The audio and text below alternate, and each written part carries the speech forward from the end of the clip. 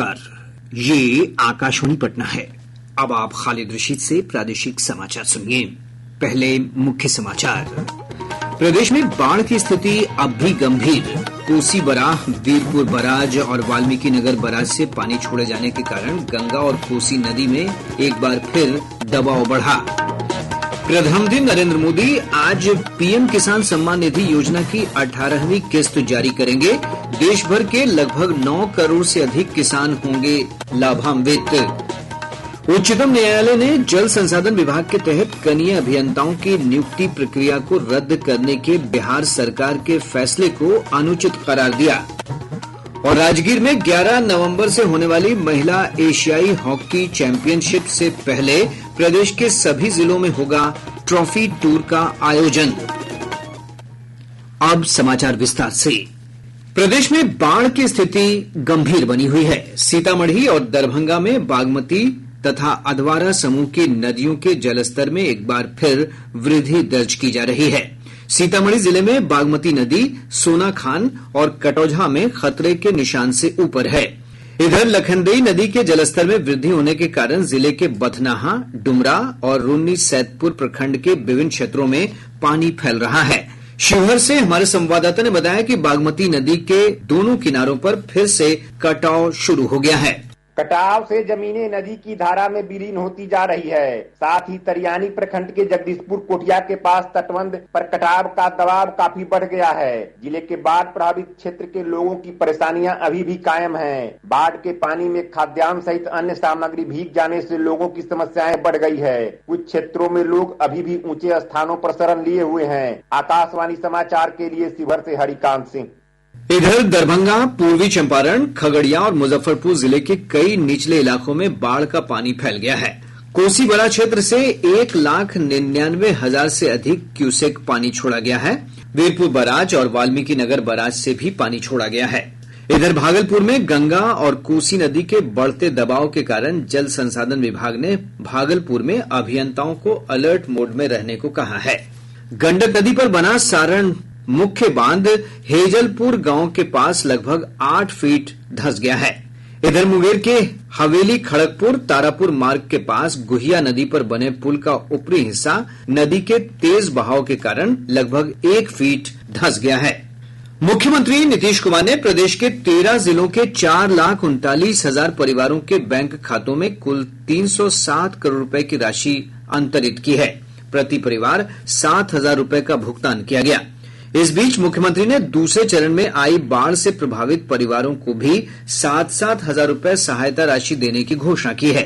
ये राशि 9 अक्टूबर को डीबीटी के माध्यम से बाढ़ प्रभावितों के बैंक खातों में भेज दी जाएगी। समाज कल्याण मंत्री मदन सहनी ने बताया कि लगभग 48,000 बाढ़ प्रभावित परिवारों के बीच सहायता राशि भेजी जाएगी। माननीय मुख्यमंत्री जी सिर्फ अनाज ही नहीं दे रहे, 1 क्विंटल अनाज के अलावा अभी तो 7,000 रुपया पिछले वर्ष उन्होंने निर्णय लिया। पहले 6,000 रुपया दिए जाते थे बाढ़ पीड़ितों के खाता में, इस बार 7,000 रुपया दिया जाएगा। और दशहरा से पहले जो हमारे जितने बाढ़ पीड़ित 48,000 से ज्यादा लोगों को चिन्हित किया गया है, 7,000 रुपया पटना से माननीय मुख्यमंत्री जी 9 तारीख को डीबीटी के माध्यम से सभी के खाता में भेजेंगे। मौसम विभाग ने कहा है कि बंगाल की खाड़ी में बने चक्रवातीय परिसंचरण के क्षेत्र के कारण प्रदेश के कई हिस्सों में आज हल्की से मध्यम बारिश की संभावना है। मौसम विज्ञान केंद्र पटना के वैज्ञानिक ने बताया कि अगले 24 घंटों के दौरान राज्य के पूर्वी हिस्सों में कुछ स्थानों पर मेघ गर्जन और वज्रपात की आशंका है। इसे लेकर येलो अलर्ट जारी किया गया है। वहीं राज्य के शेष हिस्सों में हल्की बारिश की संभावना है। अगले 24 से 48 घंटों के दौरान कुछ जगहों पर हल्के से मध्यम वर्षा होने का अनुमान है। ये वर्षा कुछ किसान भाइयों के लिए फायदेमंद हो सकता है। जहां पर देर से रोपाई हुई है उस फसल के लिए फायदेमंद हो सकता है। प्रधानमंत्री नरेंद्र मोदी आज किसानों के लिए पीएम किसान सम्मान निधि योजना की 18वीं किस्त जारी करेंगे।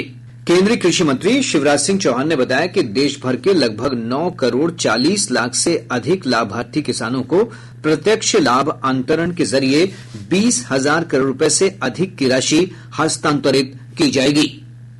गृह मंत्री अमित शाह ने कहा है कि मोदी सरकार भारत को नशा मुक्त बनाने के लिए जीरो टॉलरेंस की नीति अपना रही है। उन्होंने कहा कि कांग्रेस के एक वरिष्ठ नेता का 5,600 करोड़ रुपए के मादक पदार्थों की जब्ती में नाम आना बेहद खतरनाक और शर्मनाक है। श्री शाह ने कहा कि मोदी सरकार युवाओं को खेल, शिक्षा और नवाचार की ओर ले जा रही है, जबकि कांग्रेस उन्हें नशे की अंधेरी दुनिया में धकेलना चाहती है। रेल मंत्री अश्विनी वैष्णव ने कहा है कि रेलवे का किसी भी हालत में निजीकरण नहीं किया जाएगा। उन्होंने कहा कि कुछ राजनीतिक दल रेल के निजीकरण के बारे में अफवाह फैला रहे हैं।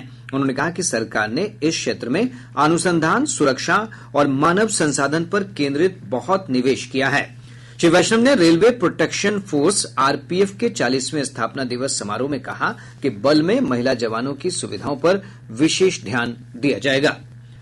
अल्पसंख्यक मामलों के मंत्री किरेन रिजिजू ने कहा है कि केंद्र सरकार मुस्लिम समुदाय में वंचित तबकों के हितों के संरक्षण के लिए प्रतिबद्ध है। उन्होंने कहा कि वक्फ संशोधन विधेयक संसद के शीतकालीन सत्र में लाकर उनके हितों को सुनिश्चित किया जाएगा और संयुक्त संसदीय समिति की सभी सिफारिशों पर विचार किया जाएगा। उच्चतम न्यायालय ने राज्य में जल संसाधन विभाग के तहत 6,000 से अधिक कनीय अभियंताओं की नियुक्ति प्रक्रिया को रद्द करने के बिहार सरकार के फैसले को अनुचित करार दिया है। न्यायमूर्ति बेला एम त्रिवेदी और न्यायमूर्ति सतीश चंद्र वर्मा की पीठ ने कहा कि सारी प्रक्रिया पूरी हो जाने के बाद चयन प्रक्रिया को रद्द करना अस्वीकार्य है। न्यायालय ने बिहार तकनीकी सेवा आयोग को पटना उच्च न्यायालय के समक्ष प्रस्तुत नई सूची के अनुसार नियुक्ति प्रक्रिया को आगे बढ़ाने का निर्देश दिया है। नियुक्ति प्रक्रिया वर्ष 2019 में शुरू की गई थी।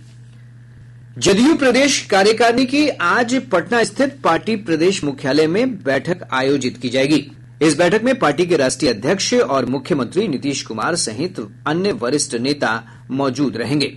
बैठक में आगामी विधानसभा चुनाव के लिए रणनीति पर चर्चा होने की संभावना है। प्रादेशिक समाचार आप आकाशवाणी पटना से सुन रहे हैं।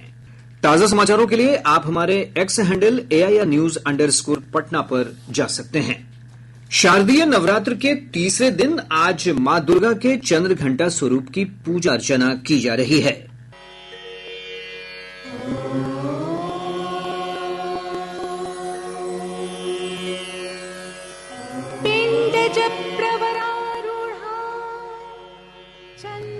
मान्यता है कि मां के स्वरूप की पूजा करने से समस्त पाप और बाधाएं दूर होती हैं तथा सौम्यता और निर्भयता में वृद्धि होती है। हमारे संवाददाताओं ने बताया है कि प्रदेश भर में सुबह से ही मंदिरों और शक्तिपीठों में श्रद्धालुओं की भीड़ देखी जा रही है।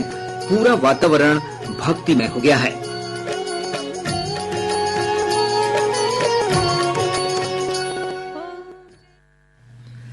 प्रदेश में दुर्गा पूजा के दौरान पूजा पंडालों में स्वच्छता से संबंधित बैनर पोस्टर लगाना अनिवार्य कर दिया गया है। नगर विकास और आवास मंत्री नितिन नवीन ने राज्य के सभी नगर निकायों को इस आदेश के पालन के निर्देश दिए हैं। श्री नवीन ने बताया कि स्वच्छ भारत अभियान के तहत बेहतर स्वच्छता मापदंड अपनाने वाली पूजा समितियों और पंडालों को पुरस्कृत किया जाएगा। इसके लिए 6 लाख रुपए से अधिक की राशि जारी की गई है। प्रदेश के सभी जिलों में 9 अक्टूबर को स्वरोजगार के लिए ऋण वितरण शिविर का आयोजन किया जाएगा। उद्योग विभाग को इसके लिए नोडल विभाग बनाया गया है। विभाग की ओर से प्रधानमंत्री रोजगार सृजन कार्यक्रम, प्रधानमंत्री विश्वकर्मा योजना के तहत स्वरोजगार के लिए ऋण और अनुदान का वितरण किया जाएगा। इसके बाद 5 नवंबर और 3 दिसंबर को भी ऋण शिविर लगाए जाएंगे। राज्य में डेंगू पीड़ित मरीजों के मिलने का सिलसिला लगातार जारी है। पिछले 24 घंटों के दौरान प्रदेश में 144 नए मरीजों की पुष्टि हुई है। पटना से 86 नए मरीजों की पहचान की गई है। वहीं औरंगाबाद में 9, गया में 6, नालंदा में 5, मुजफ्फरपुर में 4, सिवान, मधुबनी, सीतामढ़ी और पश्चिमी चंपारण जिले में 3-3 नए मरीजों की पुष्टि हुई है। इधर पिछले 24 घंटों के दौरान पटना जिले में चिकनगुनिया के भी 2 नए मरीजों की पहचान हुई है। नालंदा के राजगीर में 11 से 20 नवंबर तक होने वाली महिला एशियाई हॉकी चैंपियनशिप के पहले प्रदेश के सभी जिलों में ट्रॉफी टूर का आयोजन किया जाएगा। मुख्य सचिव अमृतलाल मीणा ने पटना में चैंपियनशिप की तैयारियों की समीक्षा की। मुख्य सचिव ने बताया कि ब्रांड बिहार कार्यक्रम का थीम, लोगो, थीम गीत जल्द रिलीज होगा। प्रदेश में 25 खेलों के लिए 103 कोच बहाल किए जाएंगे। बिहार राज्य खेल प्राधिकरण ने इसके लिए 14 नवंबर तक अभ्यर्थियों से आवेदन मांगा है। महिला T20 क्रिकेट विश्व कप के एक मुकाबले में न्यूजीलैंड ने भारत को 58 रनों से हरा दिया। दुबई में कल शाम खेले गए इस मैच में पहले बल्लेबाजी करते हुए न्यूजीलैंड की टीम ने 20 ओवर में 4 विकेट पर 160 रन बनाए। 161 रनों के लक्ष्य के जवाब में भारत की टीम 102 रन ही बना सकी। कैमूर जिले के भगवानपुर थाना क्षेत्र अंतर्गत जैतपुर इंजीनियरिंग कॉलेज में शॉर्ट सर्किट के कारण अगलगी की घटना में कंप्यूटर, लैपटॉप समेत 20 लाख रुपए से अधिक के सामान जलकर नष्ट हो गए।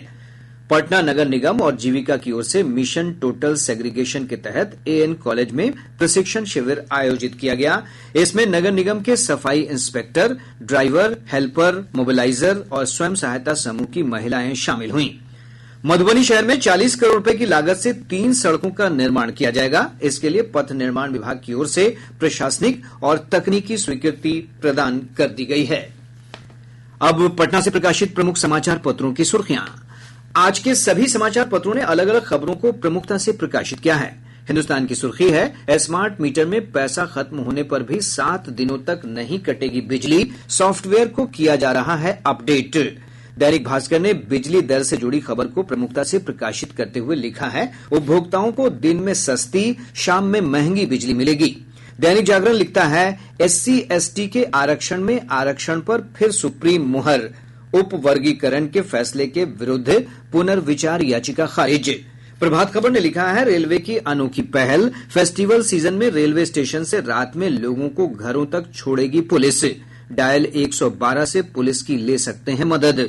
आज अखबार की सुर्खी है, सूबे के प्राइमरी मिडिल स्कूलों में एकेडमिक कैलेंडर से होगी पढ़ाई। और अब अंत में मुख्य समाचार एक बार फिर।